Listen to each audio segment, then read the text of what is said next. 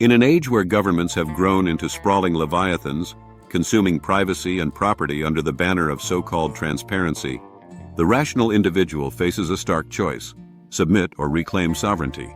The state, ever hungry for more, taxes, regulates, and expropriates, demanding obedience through coerced disclosure. But true liberty is not found in futile protest or empty outrage. It is found in strategy, in the artful defense of your wealth and identity. If you want to guard what is yours from prying eyes, you must master the art of legal anonymity. Let's begin at the foundation. The first layer of your defense is the single-member LLC, and the best places to form one are New Mexico and Wyoming. These states are rare outposts of privacy, where the law does not require your name, your address, or any ownership details to be made public. This is not an accident. It is a legislative nod to the idea that privacy is a natural right. Wyoming, since 1977, has built a reputation for business-friendly laws, shielding owners from lawsuits and demanding nothing in return. New Mexico goes even further, not even requiring a registered agent's name to be public. For a few $100s, you can create an entity that holds bank accounts, real estate, or investments, all while your name remains hidden, accessible only under a court order and only with substantial cause. To set this up, you hire a registered agent in Wyoming or New Mexico, ideally one who accepts third-party payments to avoid a paper trail. You file the articles of organization, listing the agent as the manager, never yourself.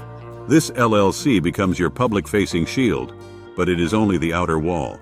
The next layer is the offshore company. Here's the Achilles heel of domestic LLCs. If a court compels you to disclose assets, your New Mexico or Wyoming LLC can be exposed. The solution is to place it under the control of an entity outside U.S. jurisdiction. Enter the Cayman Islands. A Cayman Islands exempt company has no obligation to disclose directors, shareholders, or beneficial owners to any public registry. It exists in a realm of pure contractual freedom. No corporate taxes, no reporting, and no tie to your identity.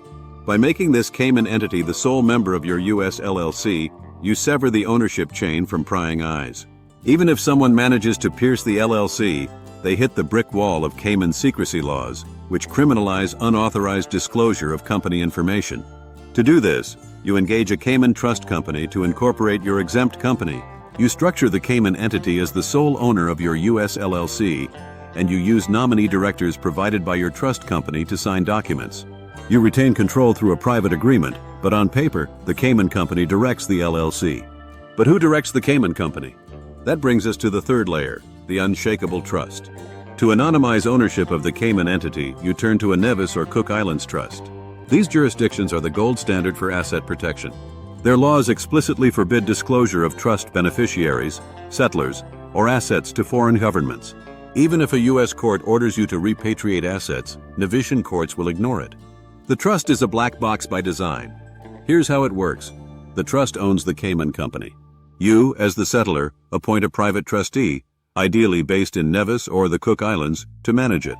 Through a letter of wishes, you instruct the trustee on how the Cayman company should operate. But legally, the trustee holds all power. You own nothing, control everything, and remain invisible. This three-layered structure, U.S. LLC, Cayman company, offshore trust, creates a maze that even the most determined adversary cannot navigate. But why stop at 3 layers? The philosophical foundation of this approach is simple. Privacy is property. The state claims a monopoly on force, but it cannot claim a monopoly on truth. Privacy is an extension of self-ownership. To surrender it is to surrender liberty. History is full of examples. The Habsburgs' confiscatory decrees, FDR's seizure of gold, modern civil asset forfeiture. Each began with a registry, a list of who owned what. The modern corporate veil, when properly constructed, is a peaceful revolt. It declares, "My property is mine, my life is mine, you have no claim." This is not evasion. It is the right to remain silent, enshrined in the Fifth Amendment and extended to the realm of capital. Some will object. Isn't this unethical? But privacy is not a sin. The unethical act is the state's insatiable appetite for control. What you own you may defend by any peaceful means. Won't this attract suspicion? Suspicion presupposes guilt. The burden of proof lies with the accuser. Let them unravel the labyrinth if they can. What if laws change? Jurisdictions compete. Should one fall to tyranny, others will rise. The Caymans, Nevis, and Cook Islands survive by resisting foreign pressure. Their economies depend on it. The path to anonymity is neither quick nor simple. It demands diligence, resources, and a healthy distrust of authority. But for those willing to act, the tools exist. Layer your entities. Scatter your footprints. Retreat into the shadows where the state's lantern cannot reach. In the words of Lysander Spooner, no government knows any limits to its power except the endurance of the people. Endure.